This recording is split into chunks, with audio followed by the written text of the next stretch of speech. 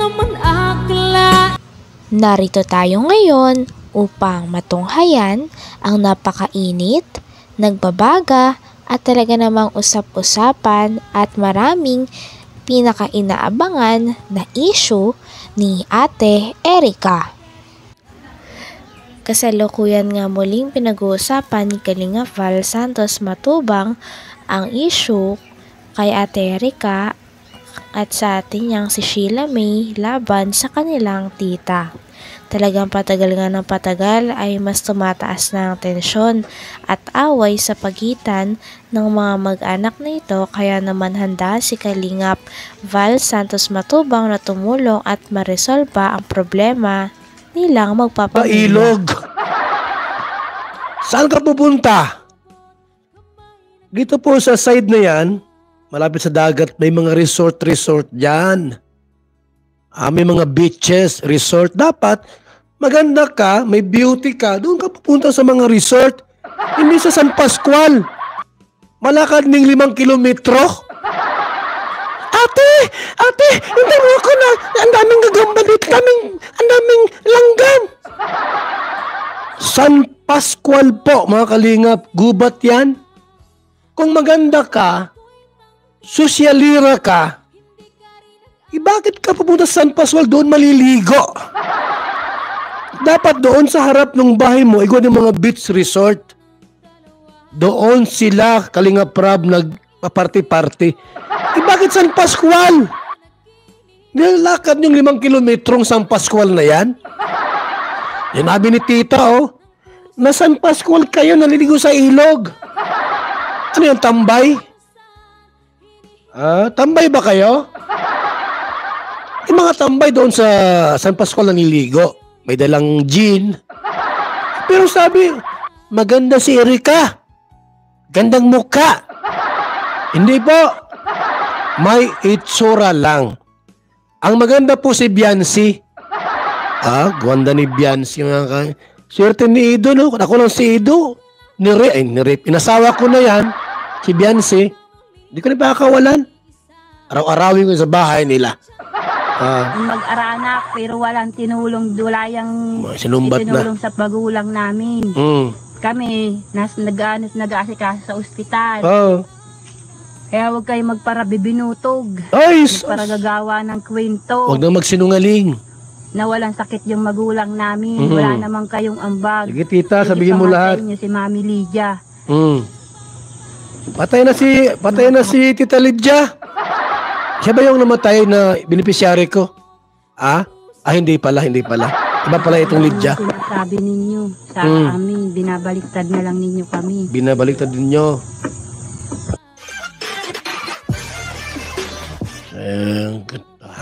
Saman si Kapidongski. Ba't mo agad pinutol?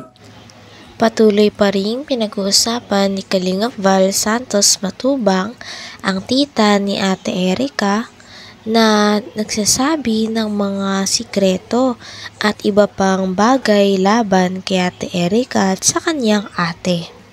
Ito ay dahil magkagalit nga ang magtita dahil iniwan nila Ate Erica ang kanilang pamilya at hindi na nito tinutulungan ng kanilang lolo at lola na talaga namang nagpalaki sa kanila pagkatapos silang matulungan ng ibang mga sponsors. Ninyo sa amin, binabaliktad na lang ninyo kami. Binabaliktad ninyo.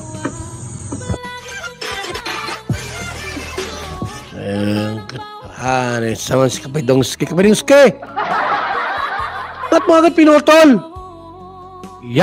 Bag doy hanane. Butol ba kaya yung Kapidongski? Ano sa? May parto? Bag doy hanin taong. Putol man mo ng vlog. Wala na, na.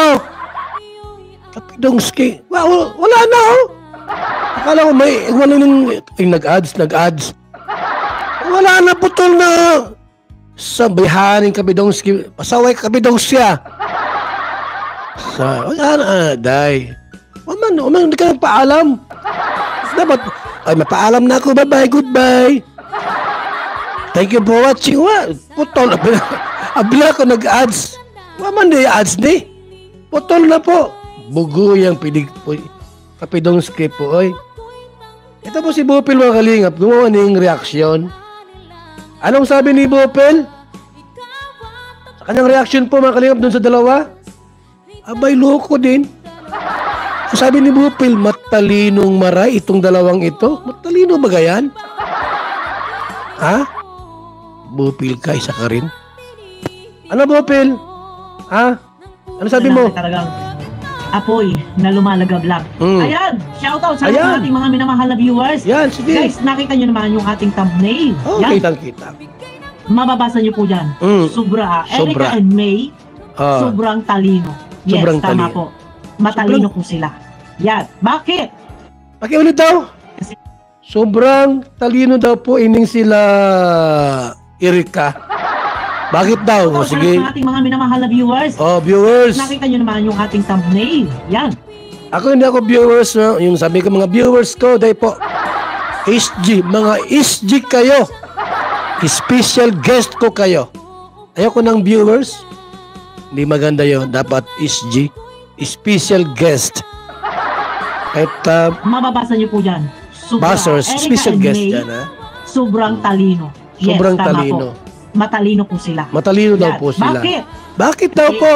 Mas pinili yung sponsor. Ay! Nabanggit pa nga sa diskusyon na ito na kung hindi naman dahil sa kalingap ay hindi naman makikilala si Ate Erika.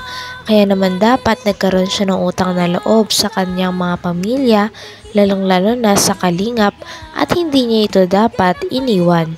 Dahil ito nga ang rason kung bakit siya namamayagpag at kung bakit nakilala ang pangalan niya ng mga manonood at ng mga sponsors na ngayon ay tumutulong sa kanya. Yan ang gamot sa Makating Ayaw Lamunan. Hotdog. Di umano'y priority pagdaan. So ito na, ibinunyag ni Tita. Sus. Yun naman pala. Yung pala may connection. May koneksyon. At sabi nga ni Tita, ayan ang kaut-utang labi. Kaut-utang labi. Sa makatuwid, ay totoo na may komunikasyon si sponsor. Yan. Kung hindi dahil sa kalingap, hindi makikilala hindi sila Erika at hindi sila magkakaroon ng sponsor. Dapat yun ang nasa utak natin. Dapat ganun tayo. Angels. Kalingap Angels. Hindi ka makikilala kung wala ang kalingap through Kalingap Rab. Ilagay nyo sa mga utak nindo. Kung hindi dagi Kalingap Rab, hindi kayo nilabas sa vlogs, hindi isinama sa Kalingap Angels, hindi kayo makikilala. Huwag kayong hudas. Nagka-sponsor kayo, sino may gawa niyan? Kalingap Rab.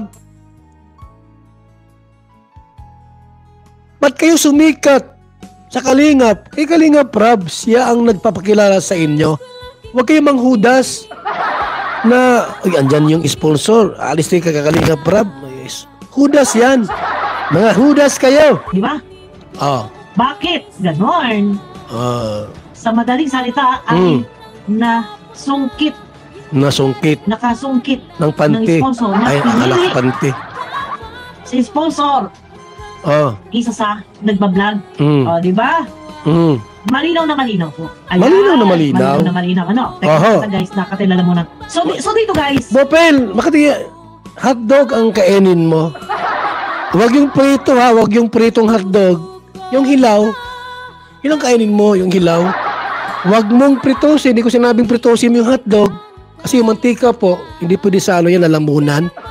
Dapat yung hotdog mo na hilaw ang isubo mo, Bopel. Ubusin mo lahat yun. Mawala yung kati mo. Promise. Kaya lang, may pasabog si tita nila Erika. Yun na nga. Press na press. Na panoorin nyo yung aking upload kagabi and nandiyan naman sa intro natin.